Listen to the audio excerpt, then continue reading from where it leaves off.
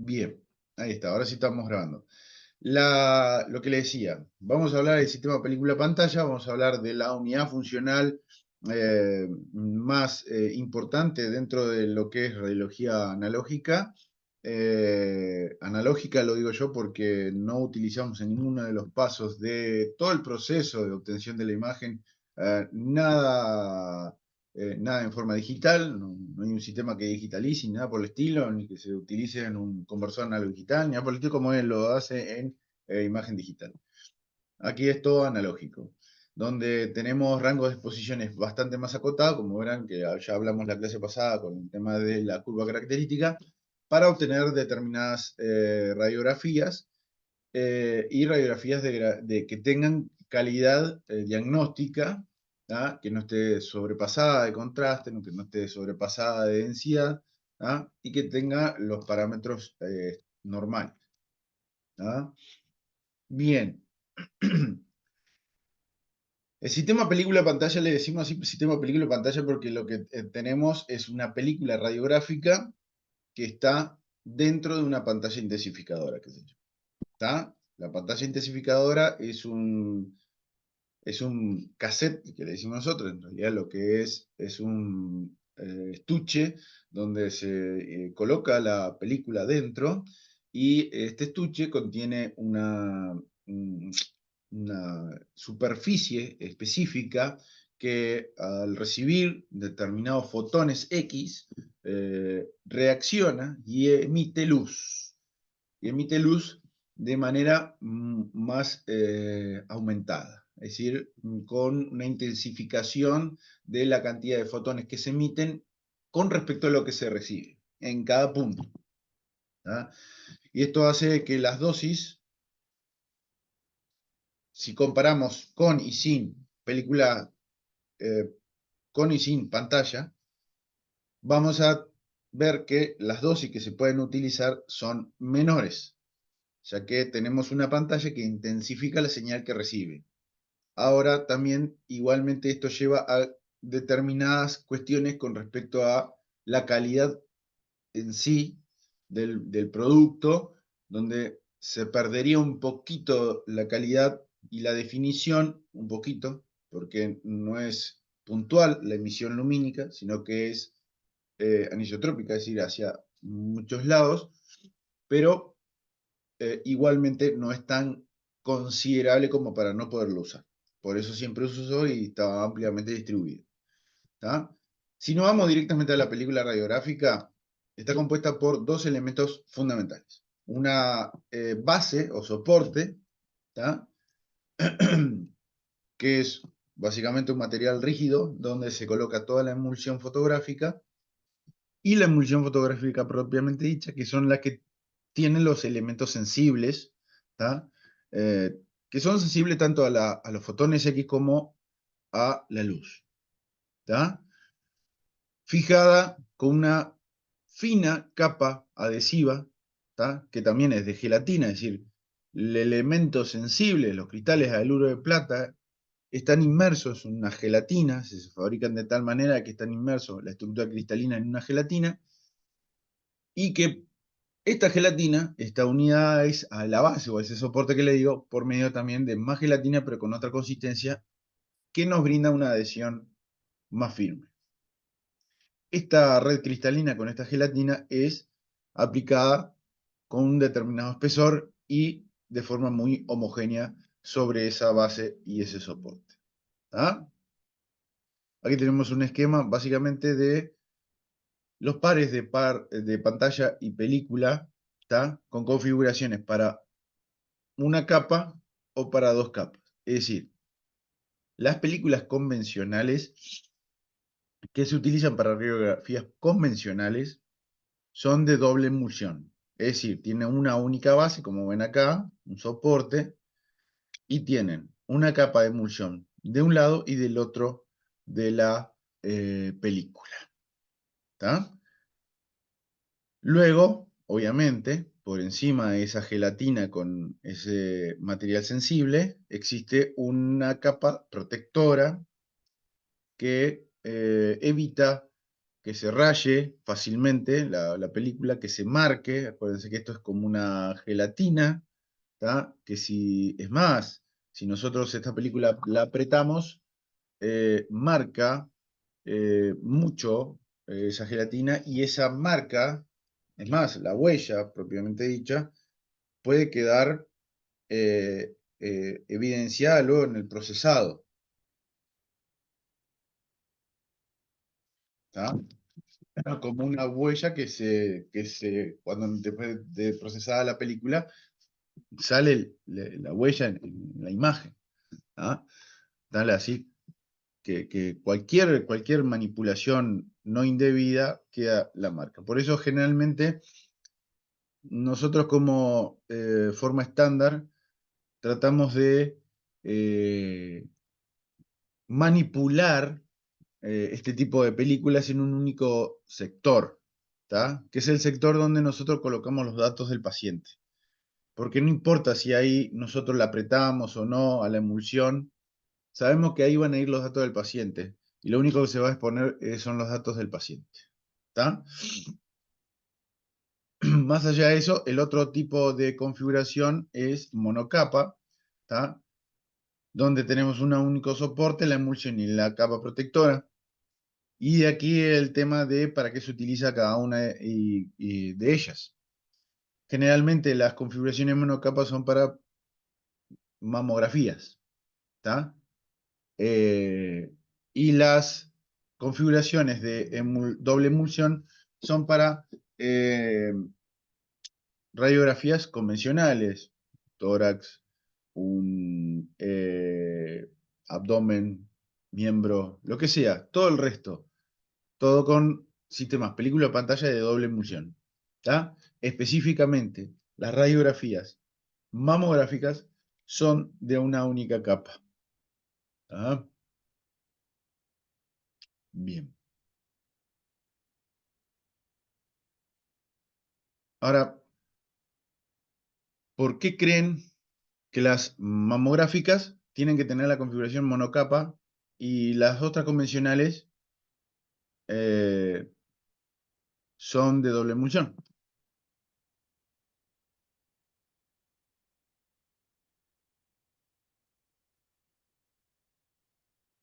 Pa, los maté. ¿Qué creen ustedes? ¿Han leído algo? ¿Han visto algo? ¿Qué piensan ustedes?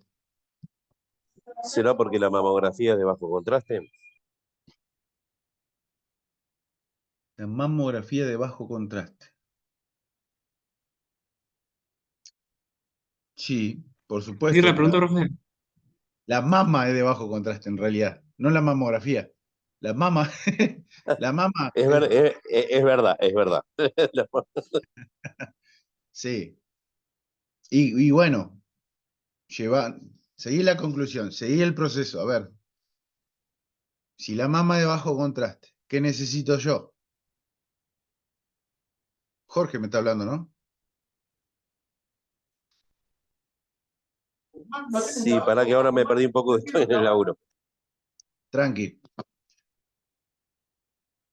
Sigan el razonamiento. Si yo tengo una mama que es de muy bajo contraste, ¿qué necesito yo hacer? Tener una técnica adecuada como para que realce esos contrastes. Porque necesito que mi técnica sea lo más contrastada posible. ¿Tá? Mm. No solamente eso.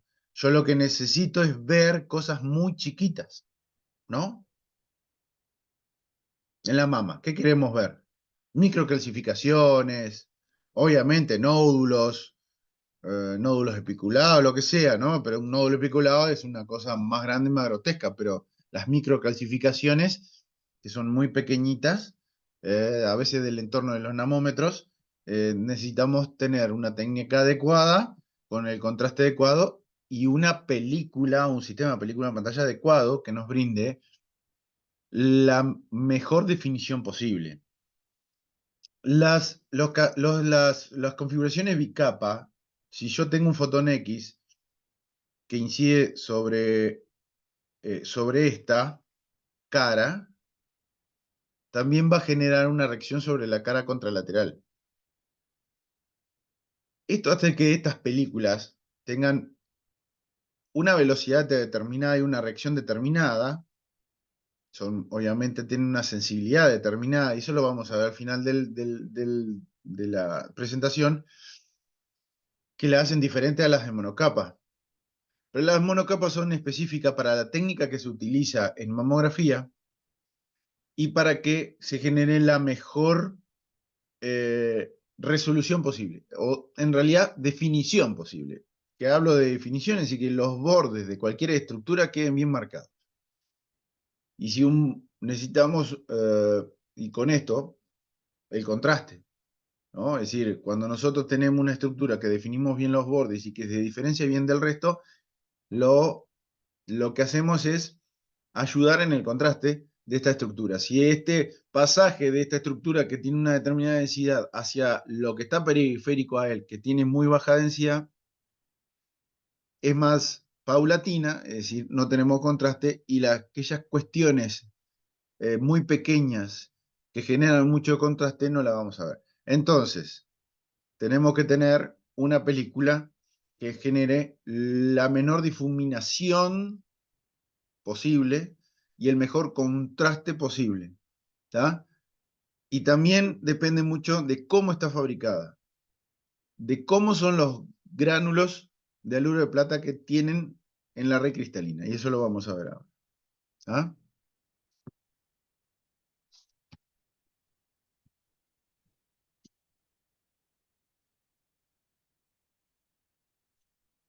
Denme un segundito.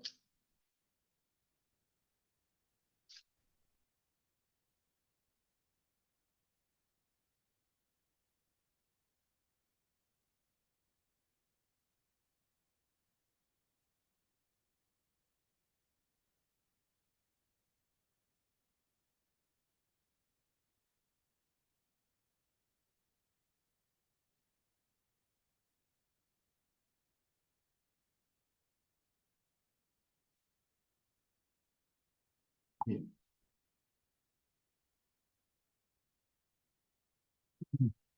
A ver si me ven acá. Bien. Para hacer mejor o más esquemático, que se pueda explicar mejor de cómo está dispuesto un sistema película-pantalla de doble emulsión, tenemos esto. ¿Está? Esto es un sistema película-pantalla. Esto es el cassette que le digo yo. Esto solamente es un cassette de 18 por 24, es el más chiquito, es como para hacer una mano individual. Después vienen los 24 por 30. Acuérdense que en radiología convencional habían 5 tipos diferentes. Habían de 18 por 24, 24 por 30, 35 por 35, 35 por 40 y 40 por 43. ¿Ah? Eran los 5 tamaños que podían encontrar por ahí. Y las películas obviamente estaban adecuadas a esos 5 tamaños de chasis. Dentro del chasis, ¿tá?, que contiene la película, vamos a encontrar esta especie de cartones, ¿tá?, blancos, que en realidad no son cartones blancos, es decir, sí, es una base de cartón o de algún material rígido, pero lo que tenemos acá, esto blanco, es una pintura que se aplica sobre el cartón, que son diferentes, está compuesto de determinados cristales, que ahora lo vamos a ver, que una vez que reciben un determinado fotón de luz, ¿tá?, aquí van a emitir, un fotón X van a emitir fotones de luz. ¿Tá? Y esos fotones de luz van a incidir sobre la película. Acá tenemos una película, obviamente yo la tengo expuesta a la luz, está totalmente velada, pero esta es la coloración que tiene. Ven esa coloración lilita, no sé cómo decírselo, ¿tá?, que tiene con básicamente sin estar procesada. Obviamente una vez que se procesa, toda esa coloración se va, solamente queda la base y los puestos. ¿Está? Y esta película va dentro del cassette, y el cassette lo que hace es, una vez cerrado, aprieta la película y lo mantiene en íntimo contacto. ¿Está? Este cuadradito que ven acá es el cuadradito que usábamos para identificar, como no había nada digital, todo se hacía en modo análogo. Se colocaba en un papelito los datos del paciente, ¿tá?, y lo que se hacía era, con este papelito, se lo posicionaba en una especie de cajita, ¿tá?, que tenía un rectangulito que solamente se iluminaba en ese rectangulito. Es decir, había una luz dentro, ¿tá? Que daba un golpe de luz. Es decir, cada vez que nosotros cerrábamos la tapita de esa cajita, imagínense como una cajita cuadradita con una tapa arriba. Poníamos el papelito con los datos del paciente en ese cuadradito que coincidía con este, ¿tá? Y bueno, algunas, eh, yo le estoy diciendo el más básico que había en todos lados en ese momento, ¿no? Que era una lámpara que simplemente exponía los datos del paciente en una esquina de la película. Nosotros lo que hacíamos, sabíamos que en este cuadradito era donde, o en esta parte, donde está plomado, no se expone cuando hacíamos la radiografía. Entonces, eh, manipulábamos de esta manera. Con los deditos agarrábamos esta esquina, ¿tá? A ver si lo ven ahí. Uy, se me cayó. Esto lo hacíamos sobre una mesa, ¿no? En el aire. Pero ponete que agarrábamos esta esquina, así, y sabíamos que solamente la podíamos agarrar esa esquina. Íbamos a esa cajita que tenía una esquina también, con bordes, donde nosotros agarrábamos y esa esquina la colocábamos también en esa esquina, en la esquina de la cajita. ¿Tá? Una vez que la colocábamos ahí, la dejábamos y bajábamos la tapa. La tapa lo que hacía era, una vez que bajaba, tenía como un interruptor que cuando bajábamos, ¡pac!, le daba un golpe de luz a ese cuadradito solamente. Es decir, la lámpara estaba por debajo y dejaba pasar solamente luz por ese cuadradito. Y lo que hacía era dejaba la impresión de los datos del paciente en ese cuadradito. Es decir, ya estaba expuesto esa esquina con los datos del paciente. ¿Tá? Agarrábamos esa esquina, también la película, y la colocábamos en la procesadora automática. ¿Tá? Y ahí se procesaba. Quedaba todo lo expuesto de la radiografía, ponerle la mano acá, con los datos del paciente en esta esquina que estaba acá. ¿Tá?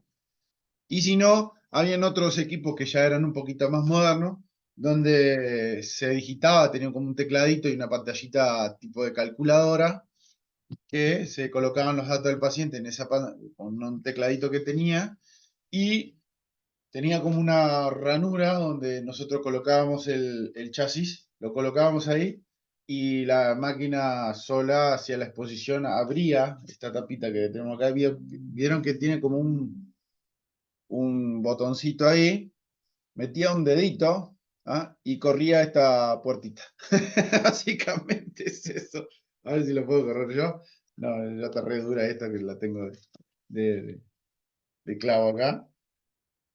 A ver si lo puedo correr. Ahí va.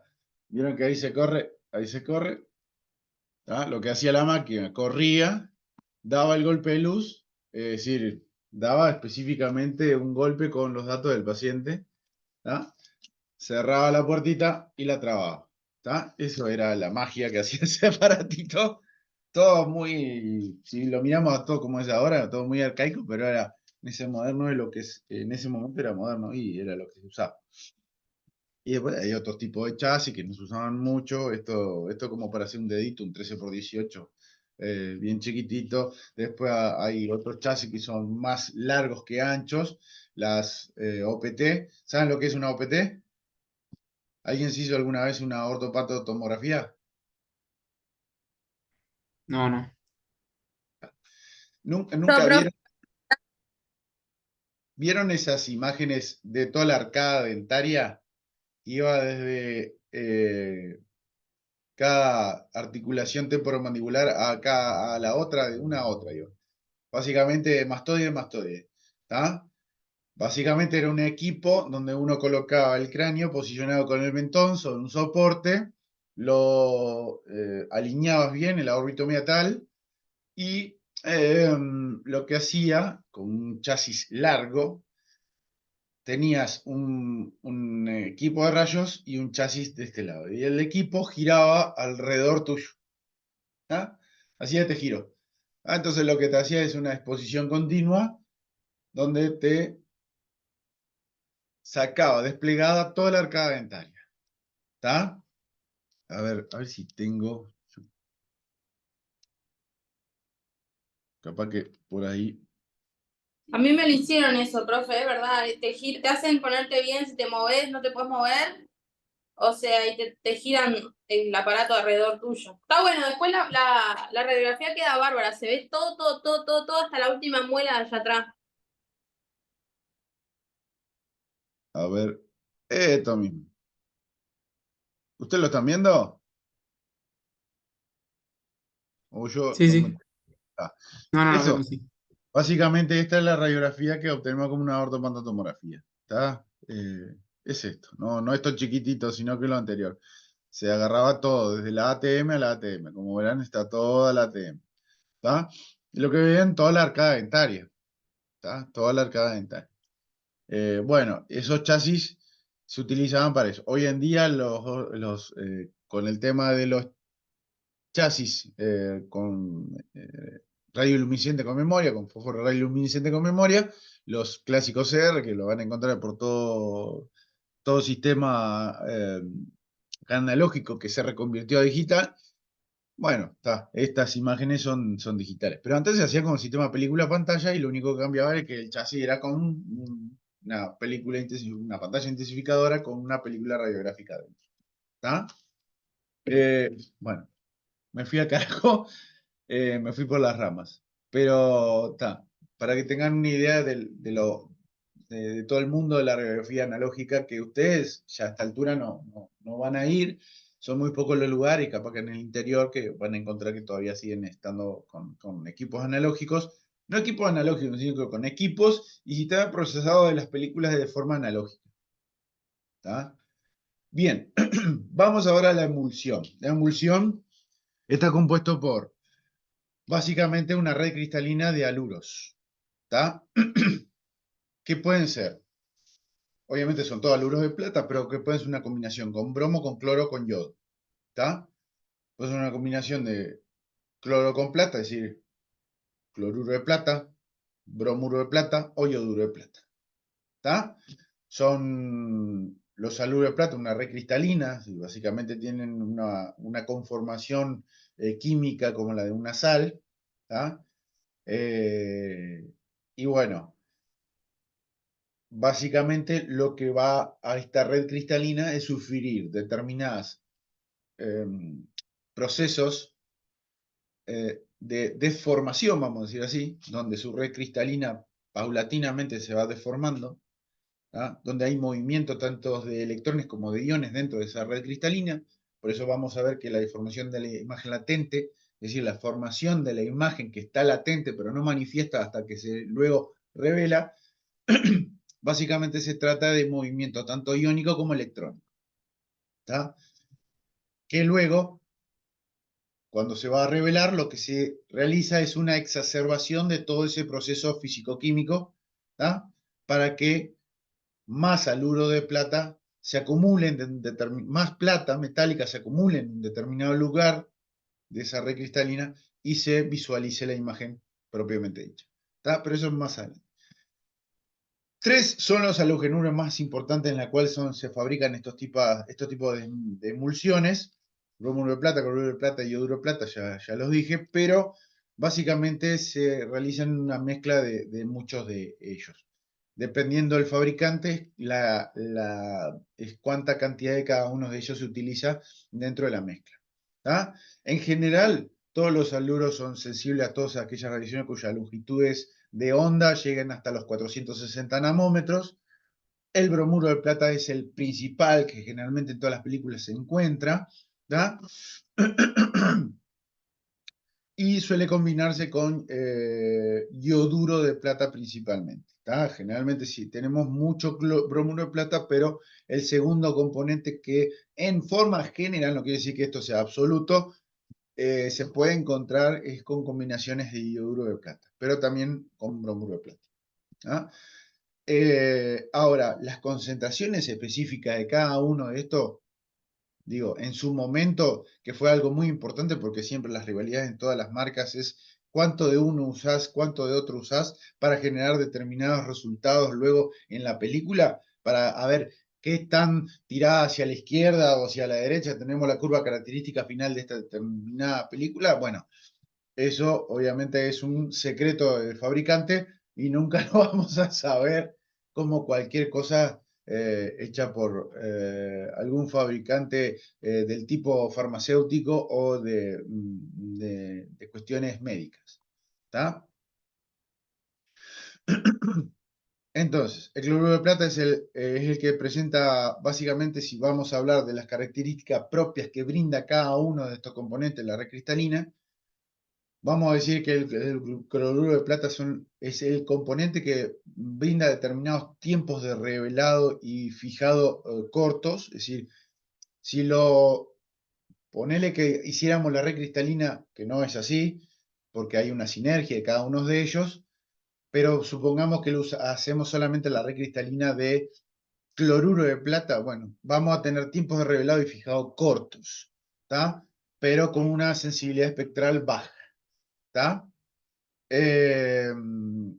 Pero si a una emulsión de bromuro de plata se le añade pequeñas cantidades de yoduro de plata, por eso siempre le dije, por eso le dije al inicio que el cloruro de plata generalmente está en combinación con el yoduro, ¿tá? Se obtienen emulsiones que son más sensibles. Entonces, el balance entre ellos es la cuestión general, ¿tá?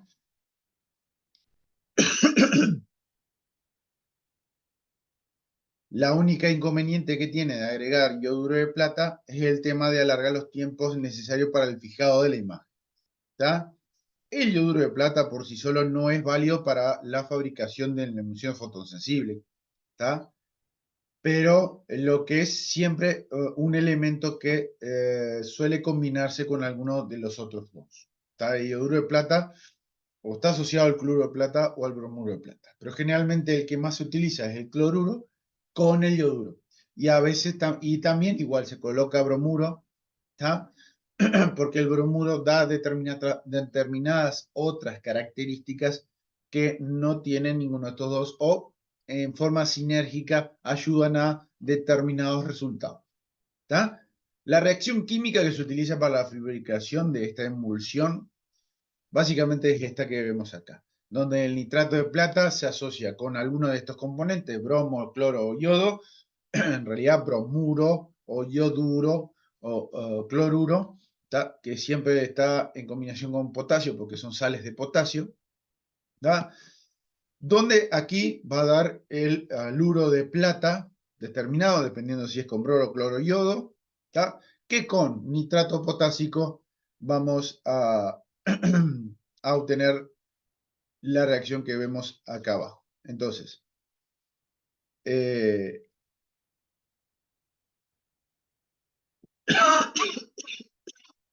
que desde ayer estoy con la garganta machas.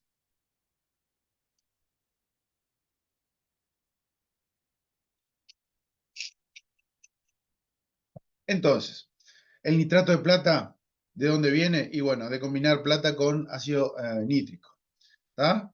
Luego, este se asocia, ¿tá? Con algunos de los bromuro, cloruro o yoduro de potasio, como vemos acá, la sal potásica, donde vamos a obtener el haluro de plata, el bromuro de plata o cloruro de plata o yoduro de plata, más nitrato potásico. Es decir, como otro elemento de la reacción obviamente que básicamente que queda como un extra que se formó. Después vamos a ver cómo se elimina esto. ¿Ah? Entonces, como vimos acá, nitrato de potasio, bromuro, cloruro de potasio, ¿ah? Como sal potásica, que va a dar haluro de plata y nitrato potásico. ¿Tá? Durante el proceso de fabricación, y esto es muy importante, es frecuente que se le añadan algunas sustancias sulfuradas para que al entrar en contacto con la nube de plata se formen pequeños cristales de lo que llaman sulfuros de plata. ¿Tá? Estos son muy importantes. Estos centros sulfurados en la red cristalina son muy importantes porque van a aumentar la sensibilidad de la emulsión. Es decir, van a depender qué tanto centros sulfurados se formen o qué tantas semillas de formación de la imagen, porque son como las semillas de la formación de la imagen, ¿ah? Se agreguen la sensibilidad que tenga este documento. ¿Tá? Es importantísimo.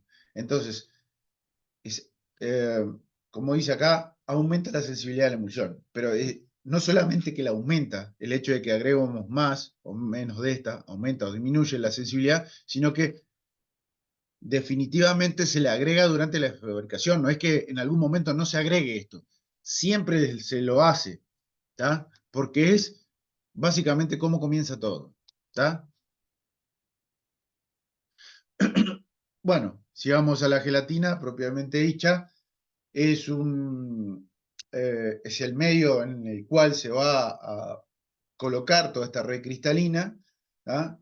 Generalmente es un coloide proteico de origen vacuno, que se saca de lo que son pieles y huesos de origen vacuno, después de una larga cocción, ¿tá?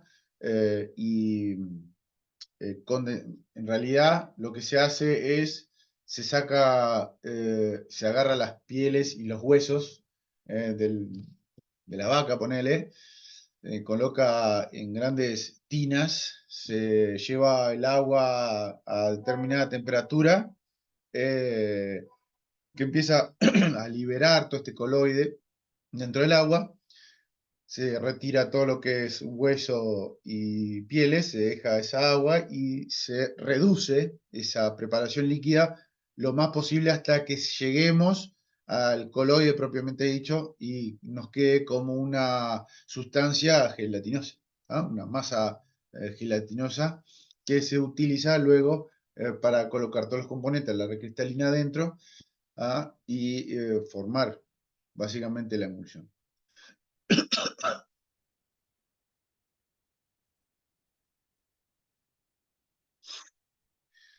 Entonces, como le decía al inicio, el cómo fabricamos la película y qué espesor tiene también va a determinar las características finales de esta, ¿ah? Entonces, el espesor de la gelatina, con su consiguiente distribución de estos haluros de plata en esa gelatina, van a ser un factor muy importante a la hora de determinar la sensibilidad y la velocidad de que tiene esta película. Y por ende, también su resolución, ¿tá?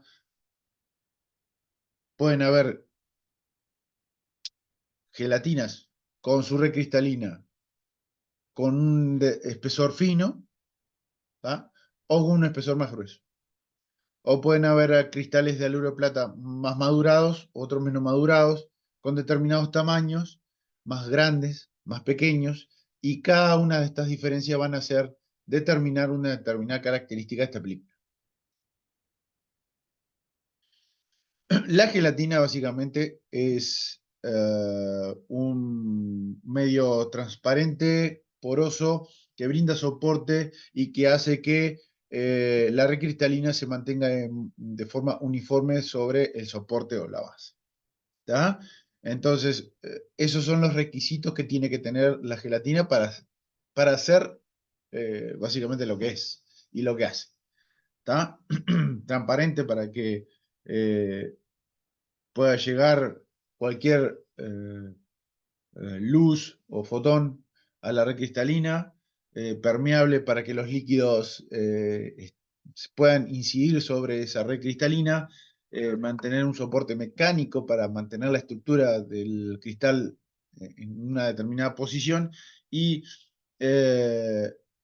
uniforme, porque se aplica de forma uniforme sobre el soporte para que no hayan incongruencias en toda la película. Es decir, se mide que la exposición en una punta de la película sea la misma que en otra punta de la película. Y esto hace que si tiene la misma densidad con esa exposición, vamos a decir que es uniforme, ¿tá?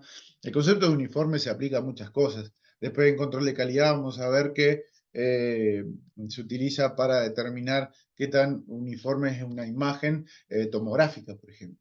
Se aplica de la misma manera, midiendo en diferentes sectores qué tantas unidades Hanfield obtenemos con una determinada densidad, y si esa misma densidad la ponemos en otro sector de la imagen, que también unidades Hanfield nos brinda ese tomógrafo. Después vamos a ver una imagen digital, pero es un concepto que bastante se traspola a otras cosas. Si vamos a la fabricación propiamente dicha, tiene 4 partes, ¿está? 4 procesos bien diferenciados. El proceso de fabricación propiamente dicho, maduración, asimilación y finalización. En el proceso de fabricación es en el que se obtiene toda básicamente la materia prima para la fabricación de la emulsión.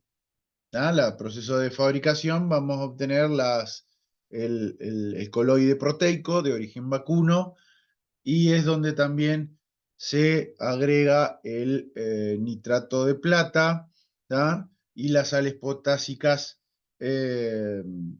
para que se comience a formar en esta gran cocción, como que si fuera dentro de una olla de bruja, por eso le puse ahí, ¿tá?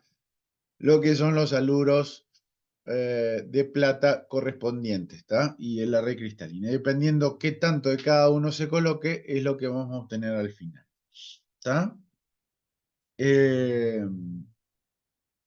Al fin de al cabo de este proceso, lo que vamos a obtener es una emulsión. En realidad vamos a obtener una determinada gelatina, el coloide, básicamente, con los sustratos dentro de ella, y con granos o gránulos de plata que se forman, porque se forman cristales, con un tamaño extremadamente pequeño. Es decir, vamos a obtener las bases, es decir, la gelatina, y todos los cristales de haluro de plata, pero estos cristales que se forman, este sedimento cristaloide, vamos a decir así, van a ser con una configuración muy pequeña, es decir, son granitos muy pequeños, todavía no maduros, ¿tá? Que en el caso del radiodiagnóstico no son adecuados, porque no nos brindaría lo que nosotros queremos. Ahora, en el proceso de maduración se trata de aumentar el tamaño de estos granos, ¿tá? También se añaden aquí compuestos ricos en bromo, que aumentan la capacidad de disolución de los cristales ya formados, sobre todo si se eleva también al mismo tiempo, durante el proceso, la temperatura en la cual se está realizando todo este proceso, ¿tá? Con esto lo que conseguimos es tener granos, algunos gránulos remanentes pequeñitos que se disuelven, ¿tá? Y obtenemos gránulos con el tamaño adecuado para el radiodiagnóstico. Es decir, de aquí en adelante sabemos que los gránulos que nosotros tenemos ya son aptos para generar la imagen, ¿tá? Aquí también nosotros determinamos qué tan grandes pueden ser estos granos. Si muy grandes o medianamente grandes, ¿tá? Pero están madurados, que eso es lo importante. Por eso se llaman proceso de maduración, porque lo que hace es que maduran los granos que no estaban aptos, para obtener granos que sí están aptos para generar la imagen. Por eso se dice que esta es la fase más importante, porque aquí se puede dotar a una película de sus características, ¿tá? Si hablamos básicamente de su velocidad o sensibilidad, ¿tá? Que puede obtenerse justamente aumentando el tamaño de estos granos. Pero como le decía, dependiendo de qué tan aumentado tenemos estos granos que se fabrican al inicio y después se maduran, es qué tan sensible es la película y qué tan no. ¿Ah? Esta fase también es importante porque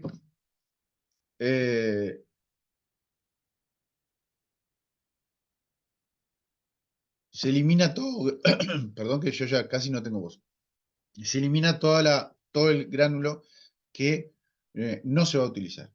Es importantísimo a la hora de obtener imágenes adecuadas, de buena calidad. No tener granos que no se van a utilizar. Tener una red cristalina consistente con gránulos que tengan tamaños consistentes, de más o menos el mismo tamaño y no de diferente tamaño. Si tenemos gránulos de menor tamaño, que sean todos de menor tamaño, y gránulos de mayor tamaño, que sean todos de mayor tamaño. ¿Tá? Esta fase finaliza con la adición de nueva gelatina a la emulsión formada y posteriormente se procede a enfriar. ¿Tá? El producto resultante será triturado, y lavado en agua para eliminar el nitrato potásico formado. ¿Se acuerdan que yo les dije cómo se elimina? Bueno, está. Después de que se cocina, se le agrega todo lo que son los compuestos ricos en bromo y demás, se deposita, se enfría y se lava para eliminar el nitrato potásico, que es otro de los resultantes de la formación de la red cristalina. ¿Está?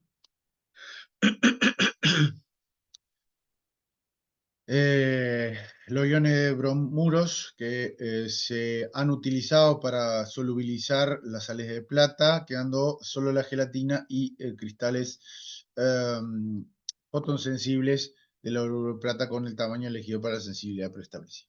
¿Está? Bien, entonces, el tamaño de los cristales, en conclusión, es determinante de la velocidad, la sensibilidad o rapidez de una película. ¿Tá? Y de esta manera también va a hacer depender de la calidad final del documento. ¿Tá? En concreto, su capacidad de resolución o de definición.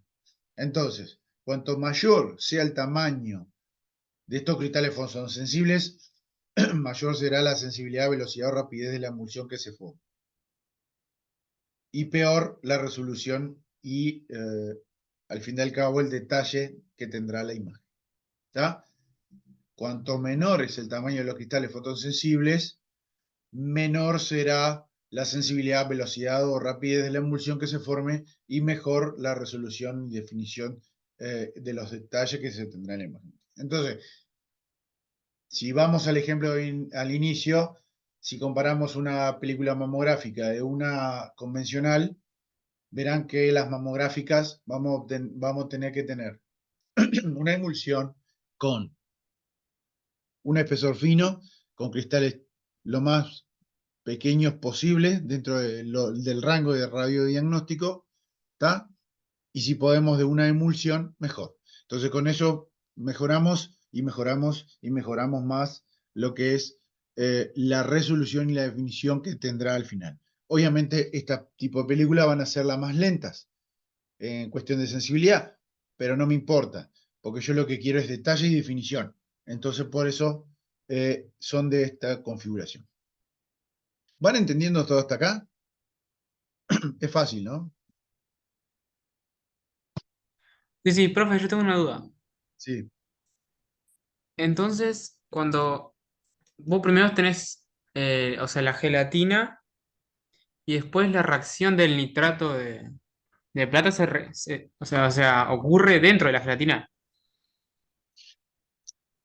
claro. Ah, ok. Yo pensé que ya, o sea, ya se, No, ya se colocaba, digamos, no. claro, entiendo a lo que vas. Vos pensaste que era disociado una cosa de la otra, que se fabricaba la gelatina por un lado y se hacía todo el proceso para la fabricación de eh, o bromuro de plata o ioduro de plata por fuera. Y no, en realidad lo que se hace es como una olla, como te pongo el macaquito ahí abajo. Se mezcla todo. Y lo que se hace después es deposita. Se deja decantar y enfriar. Cuando se enfría, ¿tá? Es cuando se lava. Y una vez que se lava, ya está pronta. ¿Tá? Es así. ¿Tá? Se fabrica a ver, hay un proceso que es más o menos así. No es una olla, pero en realidad lo que hay todo un sistema de máquinas, calderas y tubos que primero se fabrica todo el coloide y se mezcla con todos los subproductos para la formación de bromuro de plata o yoduro de plata. Se mezcla todo. Se lleva a una determinada temperatura y se agrega cuestiones que tengan bromo. ¿Está? Que lo que hace es que deja más permeable la gelatina.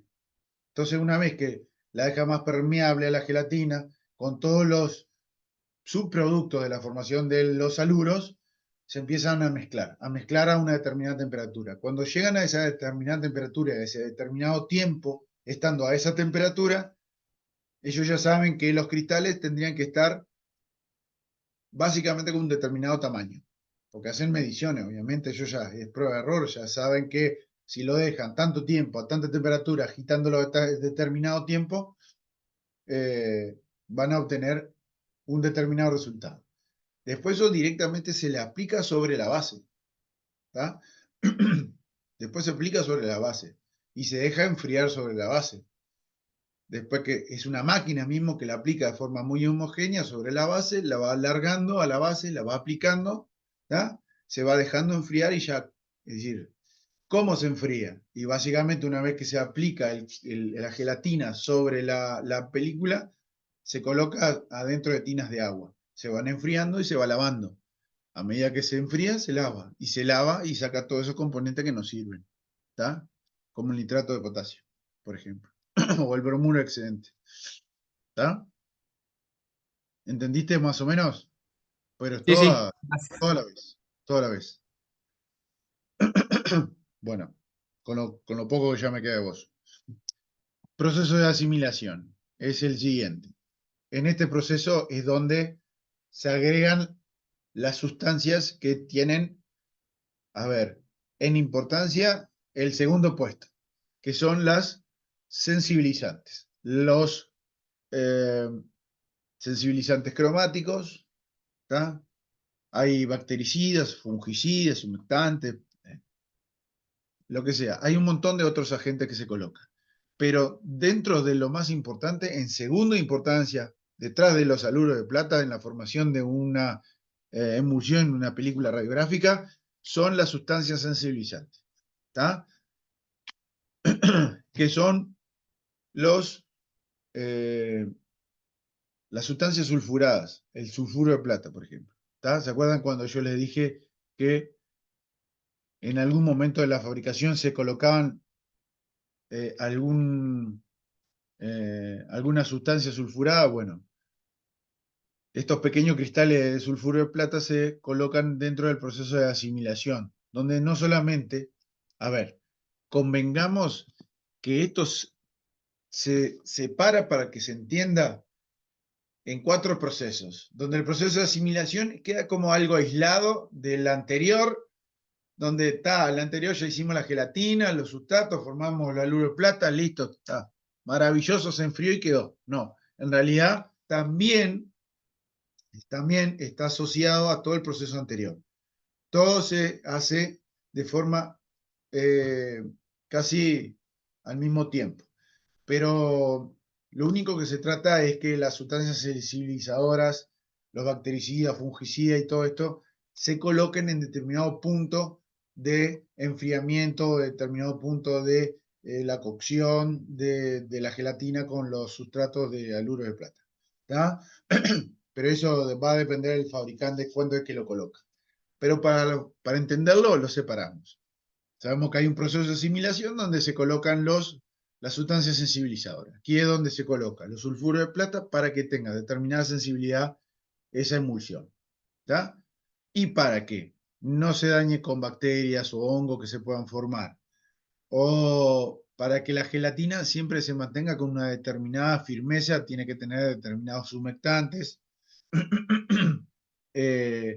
Para que tenga igualmente una determinada resistencia a la manipulación, es decir, que no se quiebre con el tema de girarla, manipularla o hacerlo como hicimos esto recién, de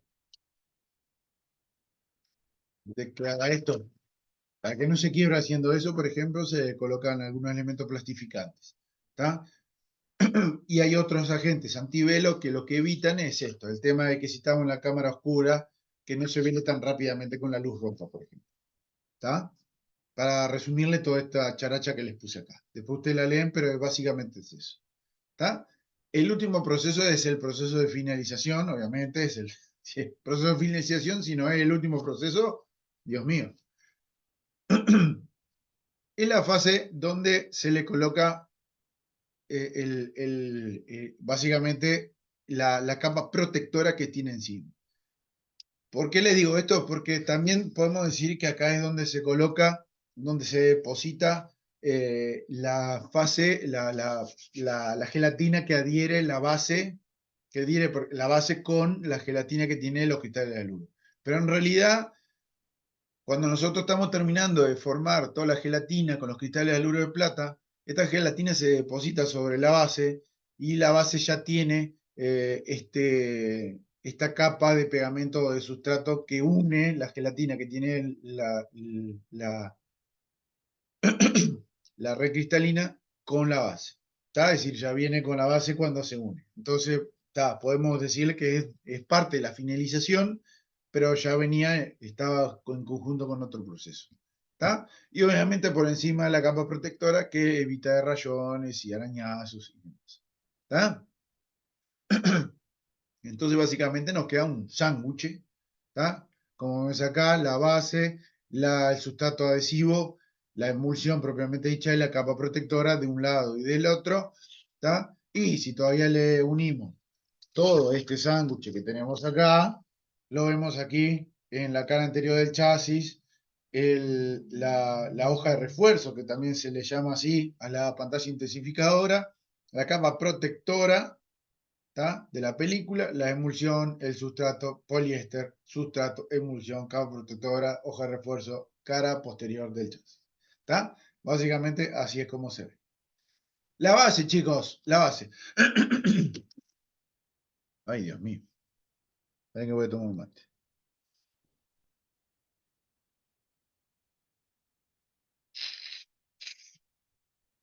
Ahora, ¿se acuerdan? Nadie sabe por qué a la placa se le dice placa, ¿no? ¿Por qué a la placa se le dice placa? Si no es una placa. Es una lámina bastante flexible. Uno dice placa y se le llama, no sé, placa de yeso, una placa de madera, placa de hierro, cosa dura y rígida. ¿Por qué se le dice placa? Ni idea, la verdad. Léelo. Mirá, al inicio era de vidrio. Era una placa de vidrio. Por eso se le llama placa. Dejó de ser placa hace mucho tiempo, pero hoy en día, porque hoy en día es flexible, porque hoy en día tiene otras características, pero la base, al inicio, era una placa de vidrio, donde se le colocaba todo sobre la placa de vidrio. ¿Está? El tema es que después vinieron las guerras, se hizo muy caro fabricarlo. Y bueno, se buscó una manera más barata y más fácil de transportar, más fácil de todo. ¿Y qué se les ocurrió? Bueno, está. ¿Y qué les parece, ya que esto es como una película fotográfica, pero radiográfica, usar nitrato de celulosa? ¿Está? Vamos a usar nitrato de celulosa, dijeron, en vez de la base de vidrio. ¿Está? Y se dieron cuenta, a las malas, que el nitrato de celulosa era un poquito inflamable. ¿Está? ¿Se acuerdan de esta película?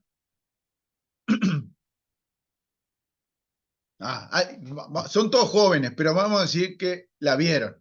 Bastardo, bastardo sin gloria. Bastardo sin gloria, Jorge, vamos arriba, vos sos de los míos. Bastardo sin gloria. ¿Está? ¿Se acuerdan la parte donde quieren asesinar a Hitler y esta nena prende fuego el cine? ¿Vieron que en 3 segundos se prendió fuego todo? Bueno, en esa época lo que se usaba era nitrato de celulosa como base de las películas fotográficas. ¿Está? Y era muy inflamable, muy inflamable. Cualquier chispita, roce, hasta estática, podía generar incendios contundentes. De ahí a que 30 hospitales se prendieron fuego por las placas radiográficas. ¿Está? Y bueno, a mediados de los 20 lo que hicieron es utilizar triacetato de celulosa, que era similar al nitrato de celulosa, pero sin la característica de inflamabilidad. ¿Tá? Y en los 60 fue que inventaron y encontraron la solución a todo, de que tenía todas las características que vimos de la base, pero con algo más resistente y que no era inflamable, que era el poliéster. ¿Tá? Este poliéster va a proveer rigidez, es flexible, resistente, conserva el tamaño, ¿tá? Y la forma, es decir, es una característica fundamental que se le llama estabilidad dimensional, porque obviamente conserva el tamaño y la forma, ¿tá? Brinda transparencia, que es fundamental para visualizar las películas radiográficas, ¿tá? Y bueno, vienen de varios formatos, y dependiendo de la marca también, cada una con su característica, pero generalmente todas tienen estas características fundamentales que les acabo de decir. Acá vemos las tres marcas que en su momento fueron las que dominaron el mercado uruguayo y el mundial, ¿tá? Cartrim, o la ex Kodak, Fujifilm y Agfa, básicamente eran lo que surtían de películas radiográficas a todo, toda unidad, en realidad toda unidad de imagenología estamos hablando, ¿no?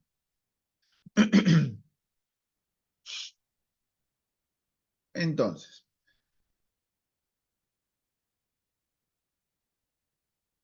si vamos a hablar propiamente dicha de las características que brinda una película radiográfica, podemos decir que lo más importante que aporta es su sensibilidad, su resolución y el contraste que brinda en la imagen, ¿tá? Donde estas están determinadas por el tamaño del grano, ¿tá? Y por el grosor de la emulsión. Es más, podemos decir que también está determinada por la película en sí, si es de doble o de simple emulsión. Entonces, podemos decir que cuanto mayor el tamaño del grano, mayor será la velocidad, la sensibilidad o rapidez, menor dosis de radiación. Por ende, vamos a necesitar para la misma exposición, ¿tá? Necesitando exposiciones en cuestiones temporales más cortas, es decir, tiempos de exposiciones más cortos, evitando determinados movimientos que se pueden surgir, ¿tá? Y si hablamos del contraste, podemos decir que tiene un contraste físico elevado y un contraste radiológico más limitado. El contraste físico es la diferencia que existe entre densidades claras y oscuras, ¿tá? Y el contraste, perdón, y el contraste radiológico es el que se entiende como la escala de grises que tengo para utilizar. ¿Está? Entonces, tengo una escala de grises más corta y un contraste físico, es decir, escala más corta, pero la diferencia entre el blanco y el negro es más evidente. Por eso yo digo que tiene un contraste físico muy elevado, pero un contraste radiológico más limitado. Pero van de la mano. Tengo una escala más corta y un contraste más visible. ¿Está? En cuestiones de la resolución, definición, nitidez, obviamente en este tipo de películas van a ser menores. En contraposición, sería las que tienen menor tamaño de grano. Todo esto sería la inversa, donde necesitaríamos otras dosis, necesitaríamos que los tiempos sean diferentes, tiempos de exposiciones diferentes, donde vamos a tener unos contrastes físicos que no van a ser elevados, que van a ser cortos, donde tenemos escalas de grises más amplias, ¿tá? Pero sí nos brindaría una resolución, una nitidez más específica, más firme, más alta, ¿tá?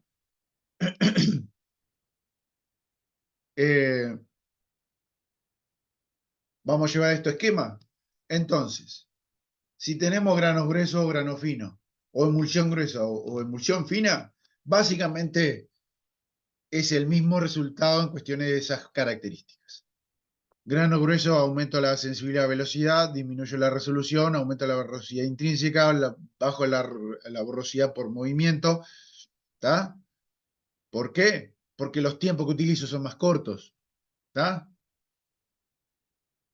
Tiene alta borrosidad intrínseca. ¿Está? Al tener gránulos, al ser los granos más gruesos, vamos a tener más difuminación, más bordes difuminados, más bordes dobles, ¿tá? Más fantasmas que se generan, ¿tá? Por eso hay una borrosidad que es intrínseca a la fabricación, a cómo está fabricada su estructura. Pero la borrosidad por movimiento va a ser menor porque igual yo voy a tener tiempos muy cortos de exposición. El contraste físico, como ya les expliqué, va a ser alto, contraste radiológico bajo, dosis al paciente baja, porque no necesitamos tanta dosis para generar la misma exposición en este tipo de granos. Ahora los granos finos son totalmente opuestos. ¿Tá?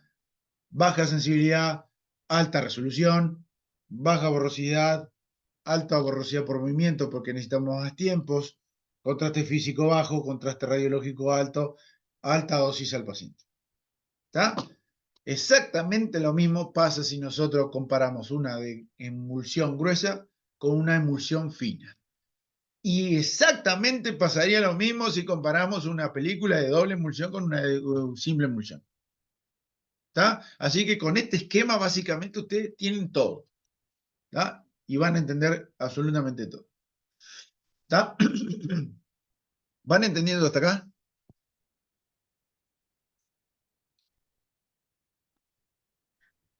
Sí, sí, fue impecable.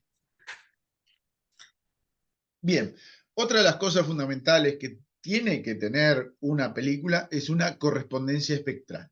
¿Qué quiere decir esto? Que la película reaccione correspondientemente a la luz que emite la pantalla intensificada. ¿Está? Entonces, la sensibilidad espectral de una película radiográfica o fotográfica se define como la sensibilidad particular hacia un color o hacia una radiación determinada con una determinada longitud de onda. Entonces, podemos diferenciarlas en monocromáticas, ortocromáticas o pancromáticas. Y como sus nombres los indican, las monocromáticas son las que van a ser sensibles. Es decir, se trata de películas que presentan una respuesta excelente a la luz ultravioleta, violeta o al azul, aproximadamente todo básicamente en ese mismo rango. ¿Tá? Y reaccionan a las que eran las pantallas de refuerzo o pantallas identificadoras anteriores. Anteriormente existían pantallas de refuerzo que se llamaban pantallas de refuerzo de tungstato de calcio. Es decir, no es que se llamaban, estaban compuestas de tungstato de calcio. Y el tungstato de cálcico lo que hacía era emitir luz del rango del ultravioleta, azul o violeta. ¿Está? Entonces, las películas monocromáticas solamente eran para ese tipo de pantalla intensificada. ¿Tá? Básicamente las primeras que se utilizaron como pantalla identificadora eran el tungstato de calcio. ¿Tá? Y las películas que se usaban eran monocromáticas que solo reaccionaban a ese tipo de luz que emitía la pantalla. Las ortocromáticas son las que se utilizan hasta hoy en día. ¿Por qué? Porque son las que no solamente reaccionan a los rangos del ultravioleta azul, ¿tá? Sino que también reaccionan a la luz que está en el rango del verde, entre los 500 y 600 nanómetros aproximadamente, que es la emisión lumínica que son de las pantallas intensificadoras que se utilizan hoy en día, es decir, estas, ¿tá? Que son de tierras raras. ¿Tá? Entonces, nos quedan las pancromáticas. Las pancromáticas son las que son sensibles a cualquier tipo de luz, es decir, a todas. ¿Qué se utilizan hoy en día? pantalla intensificadora de tierras raras con emisión verde de entre 500 y 600 nanómetros, y películas que tienen correspondencia espectral a este tipo de longitudes de onda, ¿está? Del tipo ortocromático. Sí, se utilizan hoy en día las ortocromáticas, ¿está? Y aquí tenemos más o menos en gráfico las longitudes de onda correspondientes para cada absorción relativa de luz, ¿está? Las películas de tungstato de calcio tenían este comportamiento de emisión lumínica, donde estaban dentro de este rango de longitudes de onda, las que son esto para estas películas sensibles al azul. Así se comportan las películas sensibles al verde, son sensibles, en realidad las ortocromáticas, pues no solamente son sensibles al verde, que son dentro de este rango que vemos acá, entre 500 y 600 nanómetros, sino que son sensibles al rango del azul. Creo que yo les puse acá, este es más lindo. ¿Por qué? Porque acá vemos en este gráfico la emisión de luz de cada uno. Vieron que la emisión de las pantallas intensificadoras de tungstato de calcio tenía un perfil más continuo, ¿tá? Es básicamente como una campana de Gauss. Ahora las de tierra es más discreto, en realidad tiene un pico, o varios picos, donde tiene un pico máximo en el punto medio entre las longitudes de onda entre 500 y 600, es decir, van a emitir luz verde, y por ende, como verán, las películas sensibles al verde no solo van a reaccionar a esta luz que vemos acá, al azul, porque están aquí, sino que también van a reaccionar justo, justo al rango entre 500 y 600, donde es la emisión de luz, su mayor emisión de luz de las de tierras raras. ¿Está? Hola, mierda. Bien.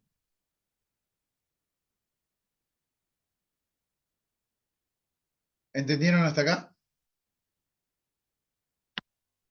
Para terminar, solamente algunos detallecitos. No voy a leer todo esto porque hay un montón, pero yo se las voy a resumir. Hay muchos tipos de películas, ¿está? Obviamente en radiología convencional lo que se utilizan son películas de doble emulsión con una determinada sensibilidad. Pueden encontrar algunas dentro de los mismos servicios de mayor o menor sensibilidad, pero siempre son las mismas. Las mamográficas son unas y las de radiología convencional son otras, ¿está? Pero básicamente pueden encontrar por ahí algunos otros tipos, ¿está? Hasta graduadas, pero ya no se utilizan más. Donde la misma, la misma película tiene una emulsión que tiene diferente espesor dentro de la misma imagen, dentro de la misma película.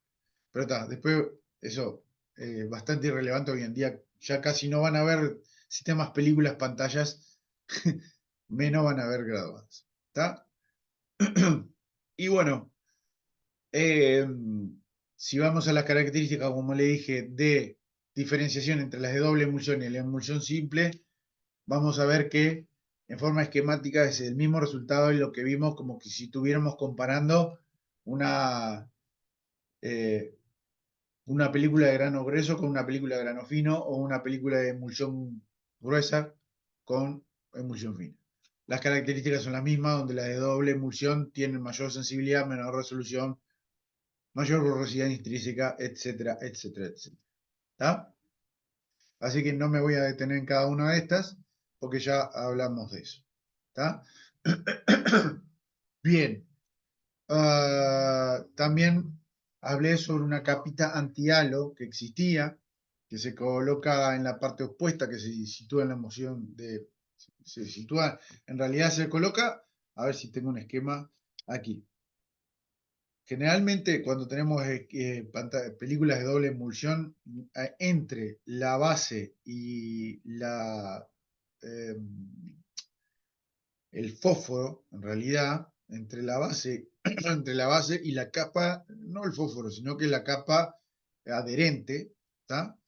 Se coloca una capa de control de cruce, que se le llama, o una capa antivelo, que lo que elimina es en gran medida el halo que se formaría en un punto.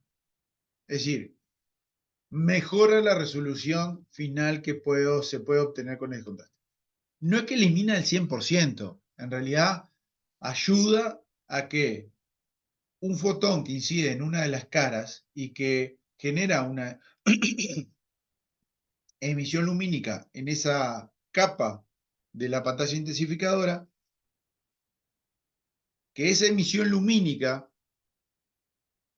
no incida o incida lo menos posible en la cara contralateral de la película. ¿Tá? Es como vemos acá en el esquema.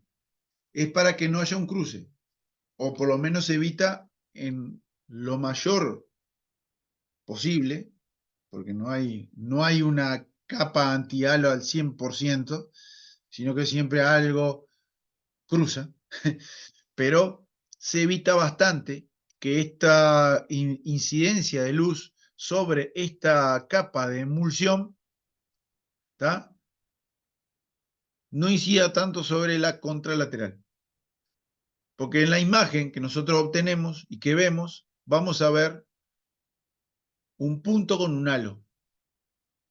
Con esto vamos a evitar ese halo. Y si evitamos un halo alrededor de un punto, vamos a obtener imágenes con mejor definición. ¿Me entienden? Se los quiero explicar lo más sencillo posible para que no tengan que leer todo esto. ¿Ah? Es fácil, ¿no? ¿Se entiende? Más o menos, más o menos. A ver si yo les puedo explicar con... No tengo nada para anotar. A ver. Acá. Bien. A ver si me sale, ¿no? Supongamos que tengo... ¡Ay, Dios mío! Un punto. Supongamos que obviamente, un único fotón generó un punto en la imagen. Nosotros lo vamos a ver bidimensionalmente como que si fuera un punto negro, ¿tá? Porque en realidad lo que vamos a ver que atenuó, en realidad es que lo que no llegó al receptor y por ende no hubo exposición en el receptor. Lo que vemos negro es lo que llegó al receptor. Entonces, un punto que llegó al receptor es un punto negro, ¿no? ¿Qué pasa si no tenemos, no tenemos capa anti-halo? Vamos a tener alrededor de ese punto algo, ay, ay, Dios mío, a ver si me sale, alrededor de ese punto un halo gris. Supongamos que todo alrededor sería negro y que llegó solamente, sería blanco, perdón, que atenuó, pero solo llegó un punto al receptor y solamente se expuso ese punto. Vamos a tener un halo gris. ¿Tá? En vez de un punto verse como un punto, se va a ver como un punto y un halo gris, difuminado. ¿Tá? Si yo tengo una capa de control, ¿tá? De cruce, ese punto se va a ver como un punto, porque va a evitar que se visualice ese halo. Y ese fotón, que tendría que haber sido un punto, se va a ver como un punto. ¿Tá? Se evita este halo. Este halo que difumina y que no realza realmente el borde de ese punto, ¿ah? Va a hacer que disminuya el contraste. Si vamos a comparar lo que rodea ese punto y ese punto, vamos a ver que ese punto se difumina y se une al resto de forma más gradual. Entonces, el contraste es bajo. ¿Tá? Si nosotros tenemos que ese punto pasa de forma abrupta de una densidad a otra, es decir, del blanco al negro, es porque ese punto quedó bien definido y el contraste es máximo. Eso es lo que genera la capa cruce. Brindar mejor contraste. Por ende, si aumentamos el contraste, vamos a aumentar la definición. No sé si ahora quedó más claro, Juan. Quedó, sí, quedó. Gracias. Eh, Con básicamente dibujito hemos, me- Mucha imaginación el dibujito, ¿no? Muy bien. Y bueno, acá tenemos una carita feliz de un nene que tiene una nariz rota. ¿Ah? Bien, chicos. ¿Qué seguimos? Vamos a sacar esto. Ahí va. ¡Oh! Borrame esto, por favor. Ahí está. Muy bien. Bien. ¿Dudas, chicos? Así dejamos la pantalla intensificadora para la próxima clase.